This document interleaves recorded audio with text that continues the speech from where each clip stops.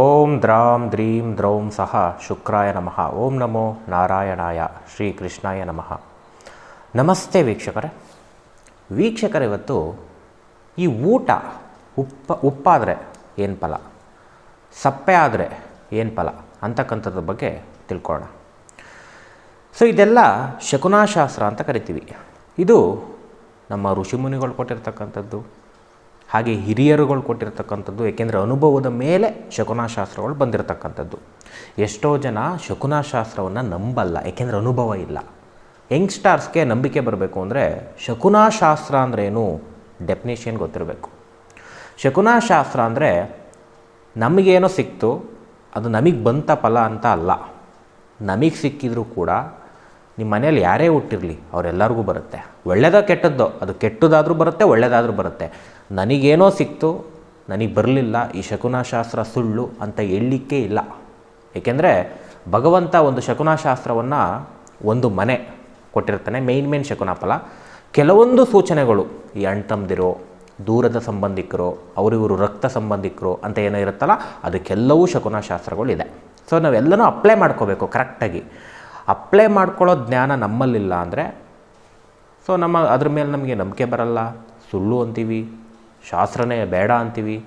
ಎಷ್ಟೋ ಜನ ಜಗತ್ತಲ್ಲಿ ಶಾಸ್ತ್ರ ನಂಬಲ್ಲ, ಯಾಕೆಂದರೆ ಅವ್ರವ್ರ ಪುಣ್ಯಕ್ಕೆ ಬಿಟ್ಟಿರ್ತಕ್ಕಂಥದ್ದು. ಭಗವಂತ ಇವ್ರಿಗೆ ಅರ್ಥ ಮಾಡಿಸ್ಬೇಕು ಅಂದರೆ ಅರ್ಥ ಮಾಡಿಸ್ತಾನೆ, ಇವನಿಗೆ ಅರ್ಥನೇ ಮಾಡಿಸ್ಬಾರ್ದು ಅಂದರೆ ಅರ್ಥ ಮಾಡಿಸಲ್ಲ. ಏಕೆಂದರೆ ನಿಮ್ಮ ಸ್ವಭಾವಗಳನ್ನ ನೋಡ್ತಾನೆ ದೇವರು. ಒಳ್ಳೆಯದು ಕೆಟ್ಟದ್ದು ಮನಸ್ಥಿತಿ ನೋಡ್ತಾನೆ, ಅದ್ರ ಮೇಲೆ ಡಿಪೆಂಡ್. ಒಂದು ಶಕುನಾಶಾಸ್ತ್ರ ಅಪ್ಲೈ ಆಗಬೇಕು ಅಂದರೂ ಕೂಡ ಮೇಯ್ನಾಗಿ ಅರ್ಥ ಮಾಡ್ಕೊಳ್ಳಿ, ಒಳ್ಳೆ ಜ್ಞಾನ ಇರಬೇಕಂತೆ, ಒಳ್ಳೆ ಬುದ್ಧಿ ಇರಬೇಕಂತೆ, ಹೆಚ್ಚಾಗಿ ಒಳ್ಳೆ ಮನಸ್ಸಿರಬೇಕಂತೆ. ಯಾರಿಗೆ ಒಳ್ಳೆ ಮನಸ್ಸಿದೆ ಶಕುನಾಶಾಸ್ತ್ರ ಅರ್ಥ ಆಗಲೇಬೇಕು, ಇದು ರೂಲ್. ಯಾರಿಗೆ ಬುದ್ಧಿನೇ ಇಲ್ಲ, ಜ್ಞಾನನೇ ಇಲ್ಲ, ಶಕುನಾಶಾಸ್ತ್ರ ನಂಬಲ್ಲ.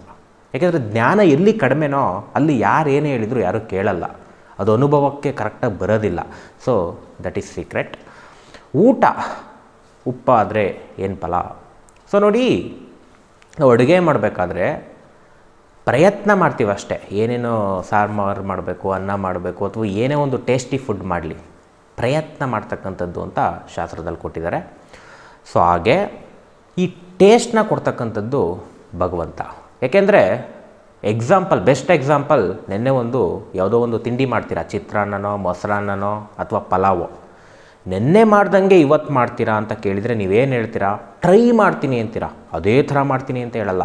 ಅದೇ ಥರ ಮಾಡ್ತೀನಿ ಅಂತ ಹೋದರೆ ಏನಾಗುತ್ತೆ? ವ್ಯತ್ಯಾಸ ಆಗಿರುತ್ತೆ. ಯಾಕೆ ಹಿಂಗೆ ಮಾಡಲಿಲ್ಲ ಅಂದರೆ ನನ್ನ ಪ್ರಯತ್ನ ಮಾಡಿದ್ನಪ್ಪ, ನನಗೆ ಹೆಂಗೆ ಗೊತ್ತು ಹಿಂಗಾಗುತ್ತೆ ಅಂತ ಅಲ್ಲಿ ಬರುತ್ತೆ ಮಾತುಗಳು. ಏಕೆಂದರೆ ಈ ಟೇಸ್ಟ್ ಅಂತಕ್ಕಂಥದ್ದು ದೇವರು ಕೊಡ್ತಕ್ಕಂಥದ್ದು. ಏಕೆಂದರೆ ನಮ್ಮ ಪಾಪ ಪುಣ್ಯದ ಪ್ರಕಾರನೇ ಟೇಸ್ಟ್. ನಾವು ಹುಡಿಕೊಂಡು ಹೋಗ್ತಕ್ಕಂಥ ಟೇಸ್ಟ್ ಬೇರೆ, ಅದು ಪರ್ಸನಲ್ ಕರ್ಮ. ಭಗವಂತನೇ ಕೊಡ್ತಕ್ಕಂಥ ಒಂದು ಟೇಸ್ಟ್ ಇದೆ. ಮನೇಲಿ ಏನೋ ಅಡುಗೆ ಮಾಡಿದ್ರು ಸೂಪರಾಗಿತ್ತು, ದೇವ್ರು ಕೊಟ್ಟಿತ್ತು. ಸಪ್ಪೆ ಆಗಿದೆ, ದೇವ್ರು ಮಾಡಿರೋದು. ಉಪ್ಪಾಗಿದೆ, ದೇವ್ರು ಮಾಡಿಸಿರೋದು. ನಮ್ಮ ಪ್ರಯತ್ನಕ್ಕೆ ಏನೇನು ಟೇಸ್ಟ್ ಬರುತ್ತೋ ಅದಕ್ಕೊಂದು ಫಲ ಅಂತ ಭಗವಂತ ಕೊಟ್ಟಿದ್ದಾನೆ. ಇದನ್ನು ಆ ಟೈಮಲ್ಲಿ ನೀವು ಚೆಕ್ ಮಾಡ್ಕೋಬೋದು. ಊಟ ಉಪ್ಪಾದರೆ ಅಚಾನಕ್ ಉಪ್ಪಾಗಬೇಕು. ಕೆಲಸ ಕಾರ್ಯಗಳಲ್ಲಿ ಅವತ್ತಿನ ದಿವಸ ಜಯ ಅಂತ ಹೇಳಿದ್ದಾರೆ. ಅಂದರೆ 48 ಗಂಟೆ ಒಳಗಡೆ ನೀವು ಚೆಕ್ ಮಾಡ್ಕೋಬೋದು. ಹಾಗೆ ವ್ಯವಹಾರಗಳಲ್ಲಿ ಲಾಭ ಅಂತ ಹೇಳಿದ್ದಾರೆ. ನಾವೇನೋ ಬಿಸ್ನೆಸ್ಗೆ ಹೋಗ್ತಾ ಇದ್ದೀನಿ, ಇವತ್ತು ಒಳ್ಳೆ ಲಾಭ ಆಗ್ಬೋದು. ಯಾರಿಗೋ ದುಡ್ಡಿಗೆ ಹೇಳಿದ್ದೀನಿ ವಾಪಸ್ ಕೊಡೋದಕ್ಕೆ, ವಾಪಸ್ ಕೊಡ್ಬೋದು. ಅಥವಾ ನನಗೆ ಹಣದ ಅವಶ್ಯಕತೆ ಇದೆ, ಇವತ್ತು ಸಕ್ಸಸ್ ಆಗ್ಬೋದು. ಇಲ್ಲ ಎಲ್ಲೋ ಒಂದು ಕೆಲಸಕ್ಕೆ ಹೊರಟಿದ್ದೀನಿ, ಆ ಕೆಲಸ ಸಕ್ಸಸ್ ಆಗ್ಬೋದು. ಊಟ ಉಪ್ಪಾದರೆ ಒಳಿತು. ಮೈಂಡಲ್ಲಿ ಹಿಡ್ಕೊಂಬಿಡ್ಬೇಕು ಇದೆಲ್ಲ. ಇದನ್ನೆಲ್ಲ ನಾವು ನಂಬೇಕಾ? ಅನುಭವ ಮಾಡಿ ಸ್ವಾಮಿ. ಶಾಸ್ತ್ರಗಳು ಏನು ಹೇಳಿದ್ದಾರೆ ಅಂದರೆ ಅನುಭವ ತಗೊಳ್ಳಿ ಅಂತ ಹೇಳಿದ್ದಾರೆ. ಬರೀ ನಿಮ್ಮ ಒಬ್ಬರಲ್ಲ ಚೆಕ್ ಮಾಡ್ಕೊಳ್ಳೋದು. ನಮ್ಮ ಅಪ್ಪಂಗೆ ಏನಾರ ಕೆಲಸ ಇತ್ತಾ, ಆ ಥರ ನಮ್ಮ ಅಮ್ಮಂಗೆ ಏನಾರ ಕೆಲಸ ಇತ್ತಾ, ನನ್ನ ತಂಗಿಗಿತ್ತ, ಅಣ್ಣಂಗಿತ್ತ, ಅಕ್ಕಗಿತ್ತ, ಪ್ರತಿಯೊಂದನ್ನು ಚೆಕ್ ಮಾಡಿ ರಿಸಲ್ಟ್ ಸಿಗುತ್ತೆ.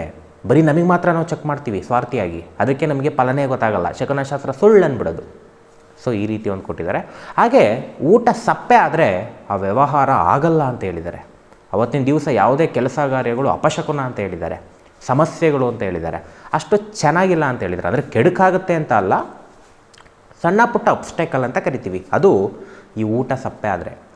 ಈ ಸಪ್ಪೆ ಆಗ್ತಕ್ಕಂಥದ್ದು ಕೂಡ ಎಷ್ಟೇ ಜನ ಎಷ್ಟೇ ಟೇಸ್ಟ್ ಮಾಡಲಿ, ಏನೇ ಆಗಲಿ, ಊಟ ಸಪ್ಪೆ ಆಗಬೇಕು ಅಂದ್ರೆ ಅದು ಹಾಗೇ ಆಗುತ್ತೆ. ಏಕೆಂದರೆ ದೈವ ಇಚ್ಛೆ.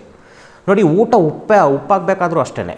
ಎಷ್ಟೋ ಜನ ಚೆನ್ನಾಗಿ ಟೇಸ್ಟ್ ಮಾಡ್ತಾ ಇರ್ತಾರೆ, ಕರೆಕ್ಟಾಗಿ ಮಾಡಬೇಕು, ಟೇಸ್ಟಾಗಿ ಮಾಡಬೇಕು ಅಂತ. ಒಂದೊಂದು ದಿನ ಹೆಚ್ಚು ಕಡಿಮೆ ಆಗುತ್ತೆ. ಮಾಡ್ಬೋದು, ಒಂದು ವಾರಕ್ಕೆ ನೀಟಾಗಿ ಮಾಡ್ಬೋದು ನೀವು. 8ನೇ ದಿನ ಕೆಡ್ಬೋದು ಅದು. ಹೆಂಗೆ ಅಂದರೆ ಈ ಮರವು ಅಂತ ದೇವ್ರು ಇಟ್ಟಿದ್ದಾನೆ. ಮರವು, ಈ ಮರವೇನು ಮಾಡುತ್ತೆ ಅಂದರೆ ಉಪ್ಪು ಹಾಕ್ಸಿದ್ರು ಕೂಡ ಮತ್ತೊಂದು ಸಲ ಹಾಕ್ಸ್ಬಿಡುತ್ತೆ. ಯಾಕೆಂದರೆ ಕರ್ಮ ಏನು ಬೇಕಾದ್ರೂ ಮಾಡಿಸ್ತಾನೆ ಭಗವಂತ. ಅದಕ್ಕೆ ನಮ್ಮ ಕರ್ಮದ ಆಧಾರಿತನೇ ಶಕುನಶಾಸ್ತ್ರಗಳು ಕೊಟ್ಟಿರ್ತಕ್ಕಂಥದ್ದು. ಜ್ಯೋತಿಷ್ಯನೂ ಅಷ್ಟೇ ಕರ್ಮದ ಆಧಾರಿತನೇ 9 ಗ್ರಹಗಳನ್ನ ಇಟ್ಟು ನೋಡ್ಕೊಡ್ರಪ್ಪ, ಇದೊಂದು ಸೈನ್ಸ್. ವಿಜ್ಞಾನಿಗಳು ದೇವ್ರನ್ನ ನಂಬ್ತೀನಿ ಅಂದರೆ ಏನಂತಾರೆ, ಪ್ರಕೃತಿನ ನಂಬ್ತೀನಿ ಅಂತಾರೆ ಅವರು. ಏಕೆಂದರೆ ವಿಜ್ಞಾನಿಗಳು ದೇವರಿಲ್ಲ ಅಂತ ಹೇಳಲ್ಲ. ಯಾಕೆಂದರೆ ದೇವರು ಇದ್ದಾನೆ ಅನ್ನೋದಕ್ಕೂ ಪ್ರೂಫ್ ಇಲ್ಲ ಅವ್ರ ಹತ್ರ. ಇಲ್ಲ ಅದಕ್ಕೂ ಪ್ರೂಫ್ ಇಲ್ಲ, ಅದಕ್ಕೆ ನಂಬ್ತಾರೆ. ಅದೊಂದು ಶಕ್ತಿ ಅಂತ ನಂಬ್ತಾರೆ, ಪ್ರಕೃತಿ ಶಕ್ತಿ ಅಂತ ನಂಬ್ತಾರೆ. ಯಾಕೆಂದರೆ ಭಗವಂತ ಯಾರಿಗೂ ಕಾಣಿಸ್ಕೊಳ್ಳಲ್ಲ, ಯಾಕೆಂದರೆ ಅವನಿಷ್ಟ ಅದು. ಸೊ ಪ್ರತಿಯೊಂದು ಫಲಗಳನ್ನೂ ಕೂಡ ಭಗವಂತ ಇದೇ ರೀತಿ ಮಾಡ್ಕೊಂಬರ್ತಾನೆ. ನಮ್ಮ ಜೀವನದಲ್ಲಿ ಒಳ್ಳೆಯದ ಕೆಟ್ಟದ್ದ ದೇವರೇ ಮಾಡಿಸ್ತಕ್ಕಂಥದ್ದು. ನಾವೇನು ಇಚ್ಛೆ ಪಡ್ತೀವಿ, ಏನು ಆಸೆ ಪಡ್ತೀವಿ, ಯಾವ ಲಿಮಿಟಲ್ಲಿ ಇರ್ತೀವಿ, ಅದ್ರ ಪ್ರಕಾರ ಹಣೆ ಬರ ಫಿಕ್ಸ್ ಆಗೋಗ್ಬಿಡುತ್ತೆ. ಈಗ ನಿಮ್ಮ ಜಾತಕದಲ್ಲಿ ಗುಡ್ ಟೈಮ್ ಬ್ಯಾಡ್ ಟೈಮ್ ಇರುತ್ತೆ. ಆ ಗುಡ್ಡು ಅಪ್ಲೈ ಆಗಬೇಕು ಅಂದರೆ ಮನುಷ್ಯ ಪಾಸಿಟಿವ್ ಆಗಿರಬೇಕಂತೆ, ಇಲ್ಲಾಂದ್ರೆ ಆಗೋದಿಲ್ಲ. ಏನಾರ ನೆಗೆಟಿವ್ ಇತ್ತು ಜಾತಕದಲ್ಲಿ ಅಂದರೆ, ಒಂದೇನಾರ ನೆಗೆಟಿವ್ ಇದ್ದ ಪರ್ಸನಲ್ ಕರ್ಮದಲ್ಲೂ ಅಂದರೆ ಅತಿ ಹೆಚ್ಚು ಕೆಟ್ಟದ್ದಾಗ್ತಕ್ಕಂಥದ್ದು ಅಂತ ಹೇಳಿದ್ದಾರೆ. ಏಕೆಂದರೆ ದೇವರೇ ಕೆಟ್ಟದ್ದು ಮಾಡೋದು. ದೇವರು ಒಳ್ಳೆಯವನು ಸರ್, ತುಂಬ ಒಳ್ಳೆಯವನು, ಸತ್ಯನೇ. ಬಟ್ ನಮ್ಮ ಥಾಟ್ಸ್ ಮೇಲೆ ಹೋಗುತ್ತೆ, ನಮ್ಮ ಪರ್ಸನಲ್ ಕರ್ಮದ ಮೇಲೆ ಹೋಗುತ್ತೆ, ನಾವೆಷ್ಟು ಜ್ಞಾನ ಸಂಪಾದನೆ ಮಾಡ್ತೀವಿ ಅದ್ರ ಮೇಲೆ ಹೋಗುತ್ತೆ. ಒಂದು ಜ್ಞಾನ ನಾವು ಹೇಳಿದ ಅರ್ಥ ಆಗಬೇಕು ಅಂದ್ರೆ ಅದಕ್ಕೂ ಪುಣ್ಯ ಬೇಕು, ಇಲ್ಲಾಂದರೆ ತಿಪ್ಪುರ್ಲಾಗ ಹೊಡೆದ್ರೂ ಆಗಲ್ಲ. ಈ ವಿಡಿಯೋ ನೋಡಿ ಇಷ್ಟು ತಿಳ್ಕೊಬೇಕು ಅಂದರೂ ಅದಕ್ಕೂ ಒಂದು ಪುಣ್ಯ ಇರಬೇಕು, ಇಲ್ಲಾಂದ್ರೆ ಆಗೋದಿಲ್ಲ. ಎಷ್ಟೋ ಜನ ನೋಡಿ ಕೂಡ ನಂಬಲ್ಲ, ಏಕೆಂದರೆ ಪುಣ್ಯ ಇಲ್ಲ. ಯಾಕೆಂದರೆ ಅವರಿಗೆ ಒಳ್ಳೆಯದಾಗಬೇಕು ಅಂತ ಇಲ್ಲ, ಭಗವಂತನ ಇಷ್ಟ ಇಲ್ಲ. ಸೊ ಪ್ರತಿಯೊಂದು ಸೀಕ್ರೆಟ್ನ ದೇವ್ರು ಕೊಟ್ಟಿರ್ತಕ್ಕಂಥದ್ದು. ಶಕುನಶಾಸ್ತ್ರದಲ್ಲಿ ಸಾಕಷ್ಟು ಹೇಳಿದ್ದೀವಿ. ಶಕುನಶಾಸ್ತ್ರ ಇನ್ಸ್ಟಾಗ್ರಾಮಲ್ಲಿ ತುಂಬ ಇದೆ, ಅಲ್ಲೋಗಿ ನೋಡ್ಬೋದು ನೀವು. ಇನ್ಸ್ಟಾಗ್ರಾಮ್ಗಳಲ್ಲಿ ಎಷ್ಟೆಷ್ಟು ಶಕುನಶಾಸ್ತ್ರ ಅದು ನಿಜ ಆಗಿರೋದು ಕೂಡ ಎಷ್ಟೋ ಜನ ಕಮೆಂಟ್ಸ್ ಹಾಕಿದ್ದಾರೆ, ಹೌದು ಸರ್ ಅಂತ. ಯಾಕೆಂದರೆ ಹಿರಿಯರ ಅನುಭವ ಯಾವತ್ತೂ ಸುಳ್ಳು ಹೇಳಲ್ಲ, ಋಷಿಮುನಿಗಳ ಅನುಭವ ಯಾವತ್ತೂ ಸುಳ್ಳು ಹೇಳಲ್ಲ. ನಾವುಗಳು ಸುಳ್ಳು ಹೇಳ್ತೀವಿ, ಯಾಕೆಂದರೆ ನಮಗೆ ಅತಿ ಆಸೆ. ಏನಾದರೂ ಒಂದು ಒಳ್ಳೆ ಸಿಗುತ್ತೆ, ಈ ಶಕುನಶಾಸ್ತ್ರ ತಿಳ್ಕೊಡ್ರಪ್ಪ ಅಂದರೆ ಏನೋ ಒಳ್ಳೇದಾಗುತ್ತೆ ಅಂದರೆ 100 ರೂಪಾಯಿ ಸಿಗ್ತಾ ಇಷ್ಟೇನಾ ಅನ್ನೋ ಕ್ಯಾರೆಕ್ಟರ್ ನಾವೆಲ್ಲ ಅಲ್ವಾ. ಎಲ್ಲರಿಗೂ ಲಕ್ಷನೇ ಸಿಗಬೇಕು ಅವತ್ತು ಒಳ್ಳೇದಾಗಬೇಕು ಅಂದರೆ, ಅವಾಗ ನಾವು ಶಕುನಶಾಸ್ತ್ರ ನಂಬ್ತೀವಿ ಅಂತಾರೆ. ಸಣ್ಣದಾಗಿ ಸಿಕ್ಕಿದ್ರೆ ಇದು ಬೇಡ. ಸಣ್ಣದೋ ದೊಡ್ಡದೋ ಮೀಡಿಯಮ್ಮು ನಿಮ್ಮ ಕರ್ಮಕ್ಕೆ ದೇವರು ಇಂಡಿಕೇಶನ್ ಕೊಡ್ತಾನೆ, ತೋರಿಸ್ತಾನೆ. ಶಕುನಶಾಸ್ತ್ರ ಅಂದ್ರೇನು, ನಾನಿದ್ದೀನಿ ಅಂತ ತೋರಿಸ್ತಕ್ಕಂಥ ಒಂದು ಸಿಚುವೇಶನ್ನು. ಅರ್ಥ ಮಾಡ್ಕೊಳ್ಳಿ ಪ್ರತಿಯೊಬ್ಬರು. ನೋಡಪ್ಪ, ಇದು ಯಾವುದೋ ಒಂದು ಪ್ರಾಣಿ ಸಿಕ್ತು, ಯಾವುದೋ ಕೀರನ್ನು ನೋಡ್ದೋ, ಕೀರ ಯಾವುದೋ ಕೆರೆ ಹಾವು ನೋಡ್ದೋ, ಲಕ್ ಅಂತ ಹೇಳ್ತೀವಿ. ಅವತ್ತು ತುಂಬ ದುಡ್ಡಾಗುತ್ತೆ, ಕೆಲಸ ಕಾರ್ಯಗಳು ಜಯ ಆಗುತ್ತೆ ಅಂತ ಹೇಳ್ತೀವಿ. ಅದನ್ನೆಲ್ಲ ಟೆಸ್ಟ್ ಮಾಡಬೇಕು. ಭಗವಂತ ಏನು ಮಾಡ್ತಾನೆ, ನನ್ನ ಅನುಭವ ನಾನು ಹೆಂಗೆ ತೋರಿಸ್ತೀನಿ ನಿಮಗೆ, ನಾನು ಇದ್ದೀನಿ ಅಂತ. ಸೊ ಅವೆಲ್ಲ ಟೆಸ್ಟಿಂಗ್ ಪ್ರತಿಯೊಬ್ಬರು ಚೆಕ್ ಮಾಡ್ಕೋಬೋದು. ನಾನು ಹೇಳಿರ್ತಕ್ಕಂಥ ಶಕುನಶಾಸ್ತ್ರಗಳನ್ನ ವಿಜ್ಞಾನಿಗಳು ಕೂಡ ಚೆಕ್ ಮಾಡ್ಕೋಬೋದು. ಎಷ್ಟೋ ಜನ ಜ್ಯೋತಿಷ್ಯ ಶಾಸ್ತ್ರ ಅವ್ರಿಗೆ ಅರಿವಿದೆಯೋ ಇಲ್ವೋ ಗೊತ್ತಿಲ್ಲ, ಕೆಟ್ಟ ಜ್ಯೋತಿಷ್ಯಗಳ ಬಗ್ಗೆ ಹೇಳ್ತಾರೆ ವಿಜ್ಞಾನಿಗಳು. ಎಸ್ ಗುಡ್, ಅದಂತೂ ಗುಡ್, ಯಾಕೆಂದರೆ ಸಮಾಜಕ್ಕೆ ಒಳ್ಳೆಯದಾಗುತ್ತೆ. ಒಳ್ಳೆಯವ್ರ ಬಗ್ಗೆ ಜಾಸ್ತಿ ಮಾತಾಡೋಕ್ಕೆ ಹೋಗಲ್ಲ, ಯಾಕೆಂದರೆ ಒಳ್ಳೆಯವರು ಕರೆಕ್ಟಾಗಿ ಕೊಡ್ತಾರೆ ಅನ್ನೋ ಅಭಿಪ್ರಾಯ ಅವ್ರದ್ದು. ಆದರೆ ಕೆಲವೊಂದು ಅನುಭವಗಳು ಕೂಡ ವಿಜ್ಞಾನಿಗಳು ಇರಬೇಕು ಅಂತ ಇಲ್ಲ. ಯಾಕೆಂದರೆ ನಮಗೂ ಕಂಪ್ಲೀಟಾಗಿ ವಿಜ್ಞಾನದ ಬಗ್ಗೆ ಗೊತ್ತಿರಲ್ಲ, ಅವ್ರಿಗೂ ಜ್ಯೋತಿಷ್ಯದ ಬಗ್ಗೆ ಕಂಪ್ಲೀಟಾಗಿ ಗೊತ್ತಿರಲ್ಲ. ಎಲ್ಲ ಅನುಭವ ಆಗಬೇಕು ಅಂದರೆ ಪ್ರತಿಯೊಂದು ಇರಬೇಕಾಗತ್ತೆ. ಓಕೆ, ಇಷ್ಟನ್ನು ಮುಗಿಸೋಣ. ಎಲ್ಲರಿಗೂ ಒಳ್ಳೆಯದಾಗಲಿ. ಶ್ರೀ ಕೃಷ್ಣಾರ್ಪಣಮಸ್ತು.